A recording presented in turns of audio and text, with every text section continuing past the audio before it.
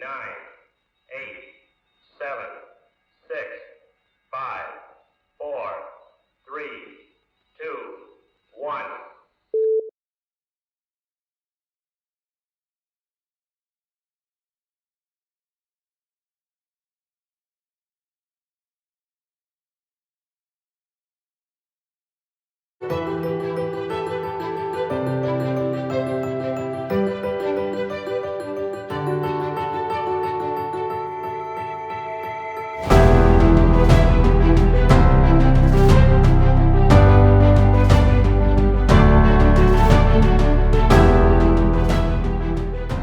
Ramping Your Brand is a first-of-its-kind strategic guide on how to design, experiment with, fine-tune, and accelerate a premium CPG product line to achieve sustainable, exponential growth. Available now on Amazon.com and Kindle.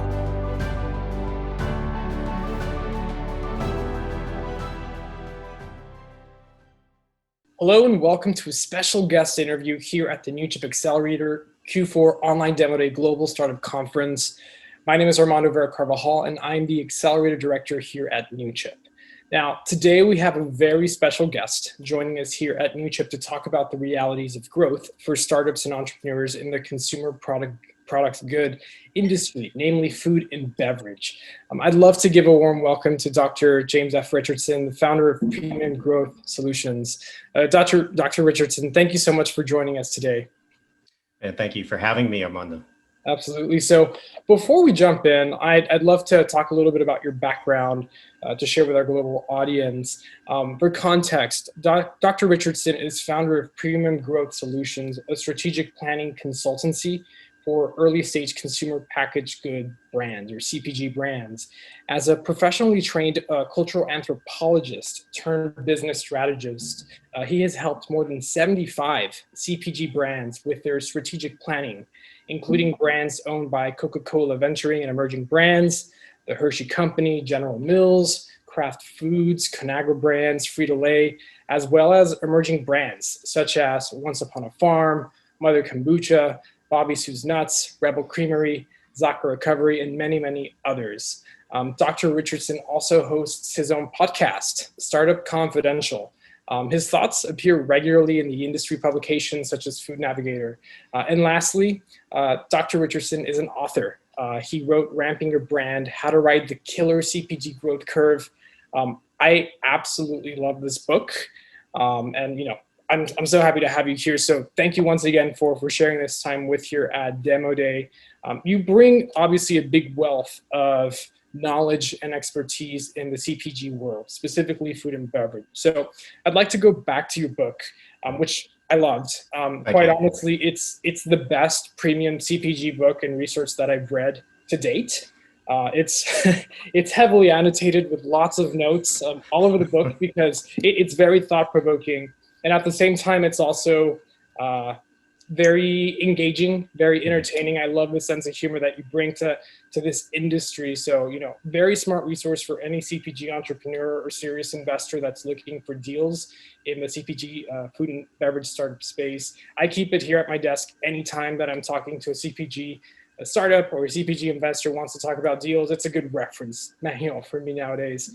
So let's talk a little bit about the realities of growth in a CPG startup. What's the problem with growing too slowly?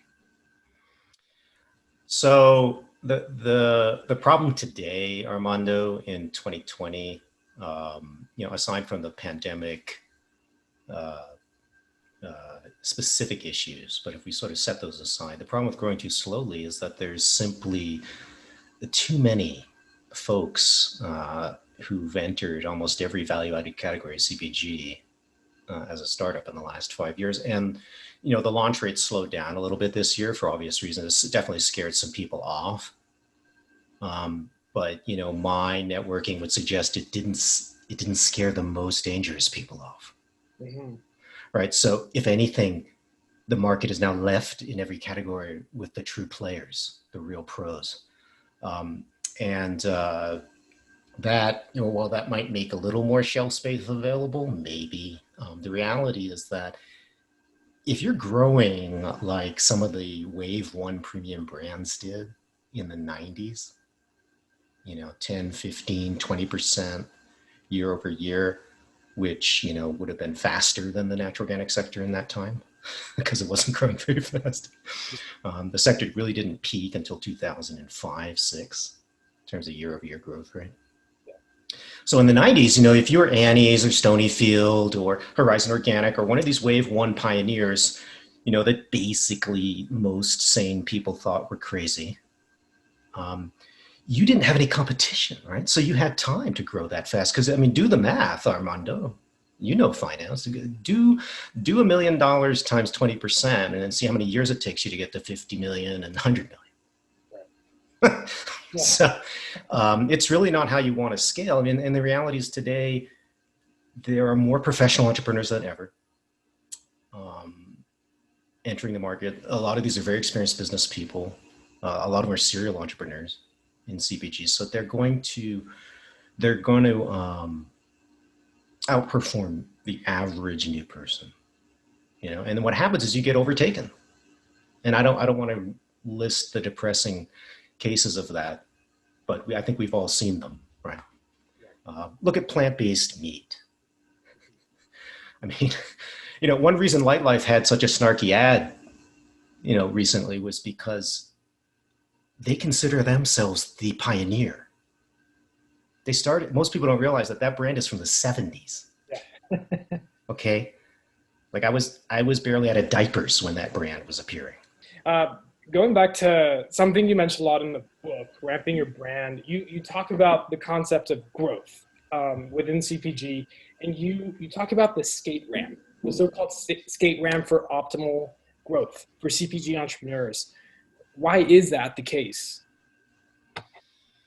Well, there's many ways to attack that explanation, but the most basic, counterintuitive reason why it's the most optimal one, why it's allowed, why it's been the most successful path or growth rate is that exponential growth, sort of just barely exponential growth, which basically begins around 75% year over year. Right?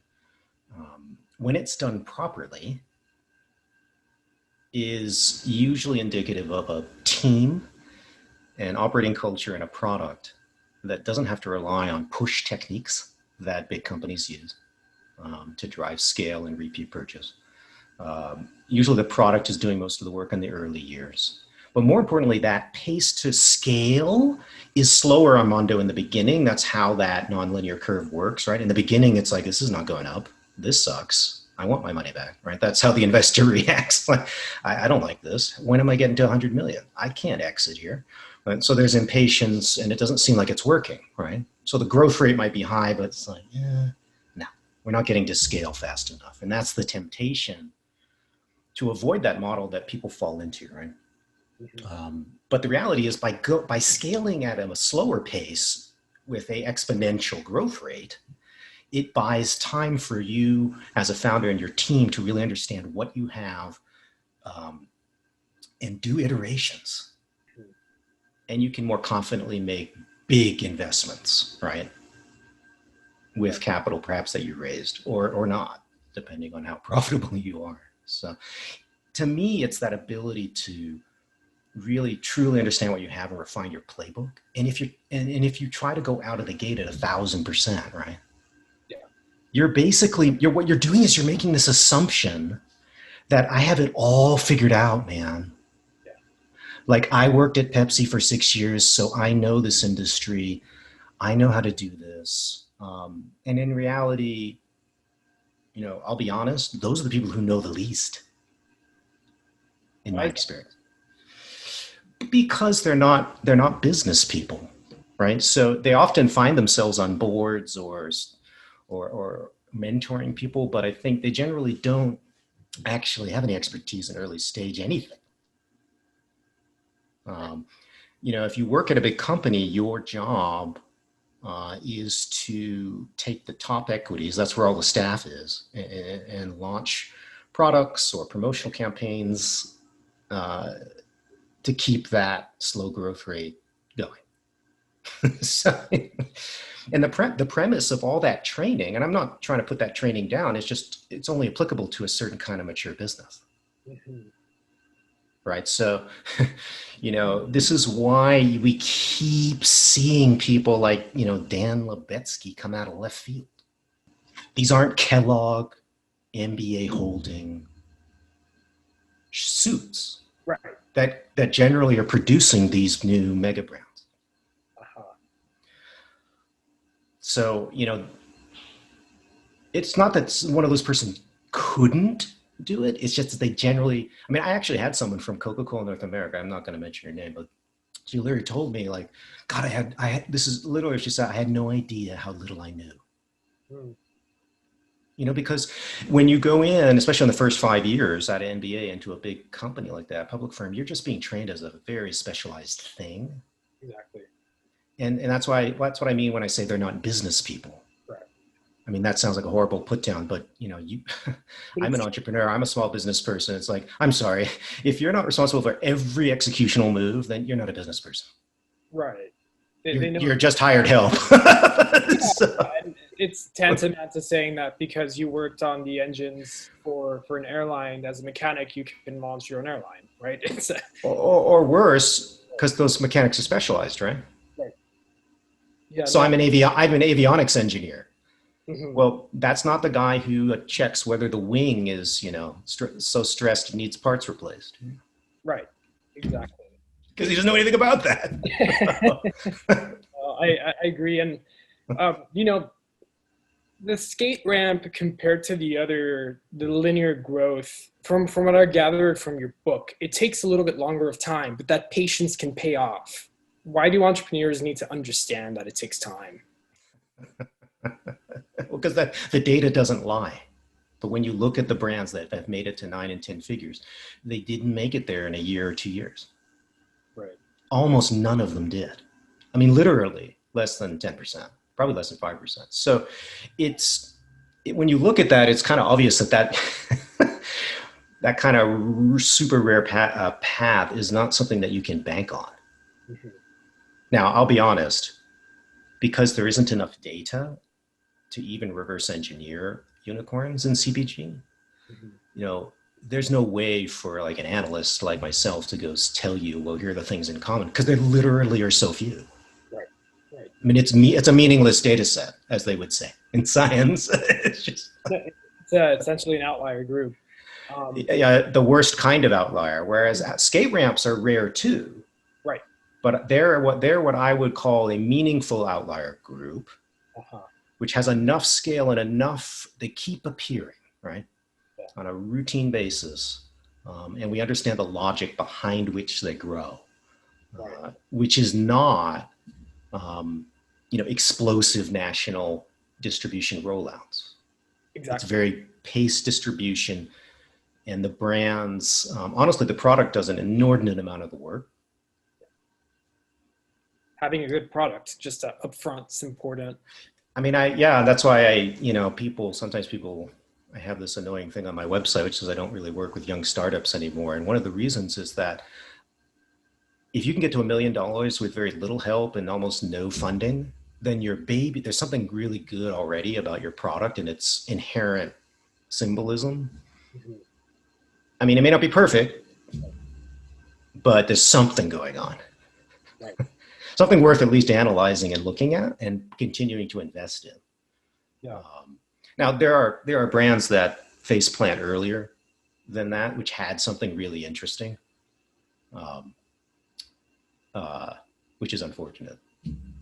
But that's one of the reasons I wrote the book, was so that people would slow down in the first million and iterate. Yeah. Because that a process of learning, well, maybe my first iteration wasn't the best, is one that it's much more valuable to figure that out in the first, say, $500,000 of sales, because you can pivot really fast. Right. When you don't have 10 million units of prepaid packaging in a warehouse, exactly. you can much more easily say, our package symbolism is all wrong. Mhm. But once you have 10 million units in the warehouse, it's going to be very difficult to even think that thought, let alone communicate in a meeting. A moment ago, you mentioned something that's very interesting and that I saw a lot in your book. You talk about knowing why you're growing. And I think that's such an important question that not just any CPG entrepreneur should ask, but any entrepreneur should figure out why they're growing. In your view, why is this important early on? You need to know why from the consumer's perspective. As early as you can possibly pull that off. And it won't be the first 6 months, I'll be honest. It probably won't even be in the first year for a variety of technical data collection issues. But, you know, if you go slowly enough, you should be able to create lists and stuff where you can interact with people. And that creates a laboratory where you can learn from them in a systematic way. The reason you want to learn why early on is because you need to, the first thing a founder needs to do is they need to establish whether or not their motivation for creating the thing has any relationship whatsoever to the actual demand drivers, the why behind repeat purchase. Right. And I say repeat for a very specific reason. It's that with some innovations, what drives repeat is not what drove a lot of the initial trial.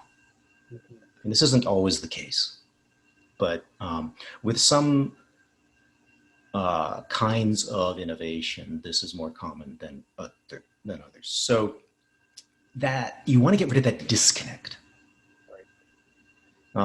Because if it's really bad, it can lead people to make channel decisions that are totally inappropriate, pricing decisions,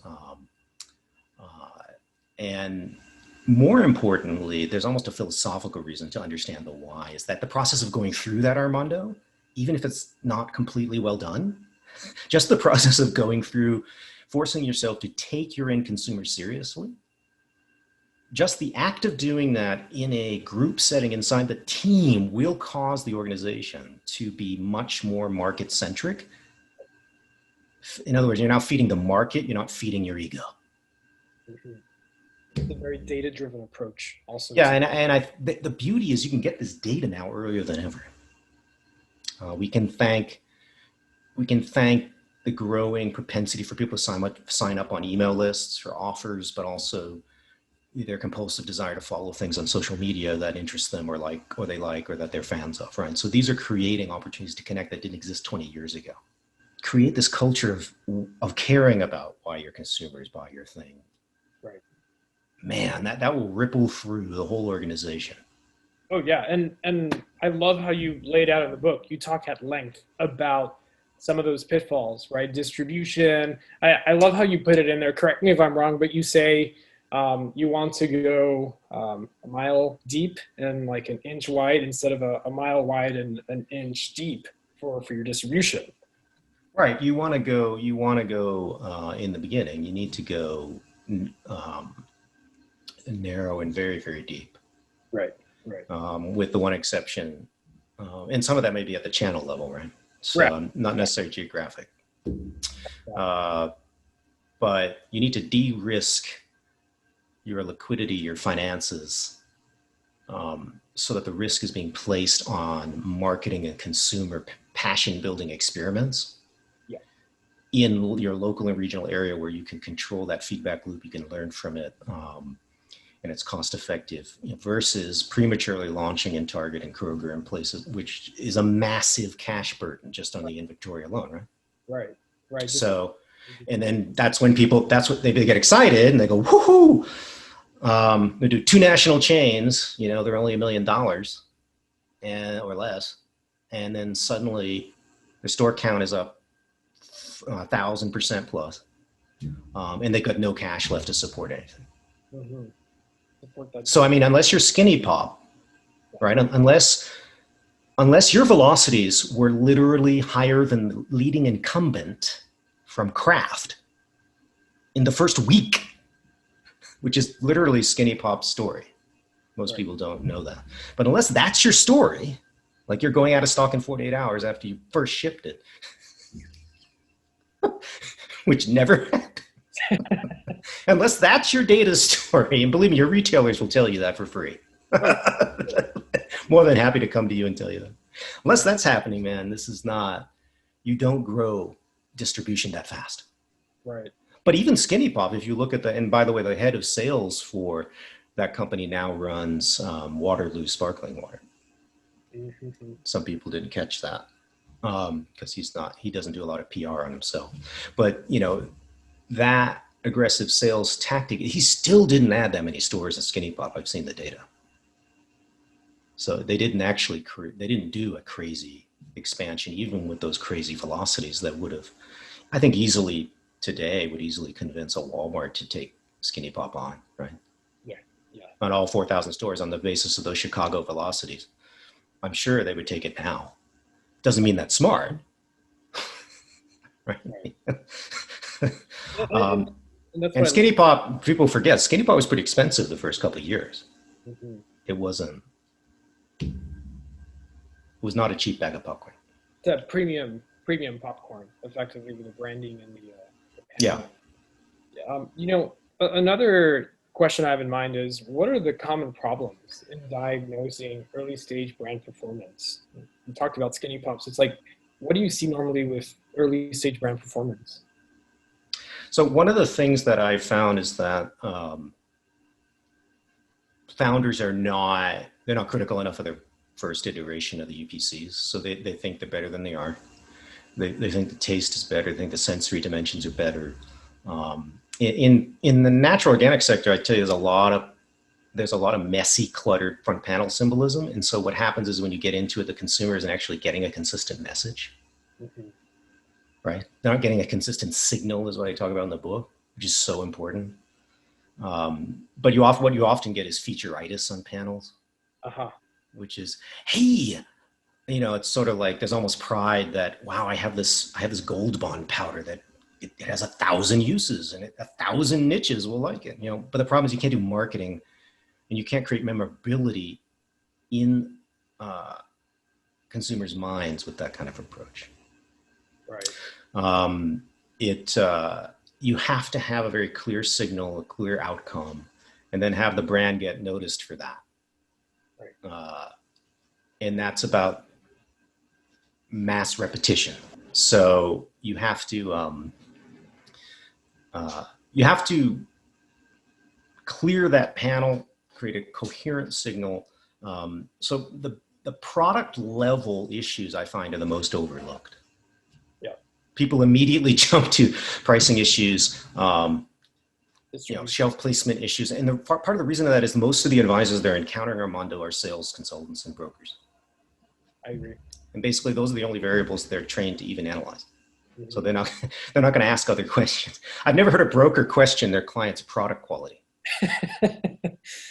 Yeah. Have you? No, I mean, it would go against their interests, I imagine. Just a bit. Right. Yeah. So that's why I have a VIP email list that, I actually screen everybody out except founders. I literally boot them out if they try to get in, and they do. And part of that is because I write white papers that are more candid than this conversation about, how you have to think about stakeholders critically. It's not that I'm attacking people. It's that, hey, everybody has a vested interest and here is theirs. Right. No. And that includes me. So. And we need more of a candid perspective. So I love that you're doing that for the industry, which it's a small world, but you play a big prominent role in it. So you mentioned stakeholders, and really the last question I have here, given that this is a pretty prominent investor conference, what do investors get right and get wrong about early stage brand ecosystems? Well, I'll start with the positive news. I think most investors are highly attuned mm-hmm. to sniffing out teams that seem highly cohesive, mm-hmm. Founders with strong leadership skill, and people who just seem to get it like 10 times more done every day than other teams, right? And we call this the founder. I don't know, it's that founder je ne sais quoi, right? And I don't know a lot of investors actually who've written a book on, maybe that's the next book I need to write. But I'm sure there's a way to patternize it and everything. But I think that they're very good at sniffing that out. And I think that ironically is connected to their biggest weakness, which is that that I see a lot of people who are newer to CPG, because it's almost like the depth, the ignorance about the specific nuances of go-to-market in CPG, especially in retail, which are notoriously crazy. That nervousness, that insecurity about that ignorance tends to cause them to lean on more on this variable of the founder. Right. It becomes more of a personal bet, right? Yeah. And I have nothing against an investor having high personal confidence, in someone they're going to write a $500,000 check to. I think that's smart. But if that's your only, or that's your predominant criteria, and you're avoiding other due diligence, mainly because you have no idea how to do it, then you should bring someone in who knows how to do it. So I think that I see a lot of people investing in people, in we'll call them the CPG bros, right? I hate to say it because they tend to be men more often than not, right? And some of them are in really high performing teams. I'm not denying that, but that alone is predictive of nothing at all. It's not a sufficient criterion. It's an important one, but that alone is not going to take you to $100 million. And so there's a lot of money being thrown at companies that where the basic product proposition it's not viable in its current form. It's not scalable.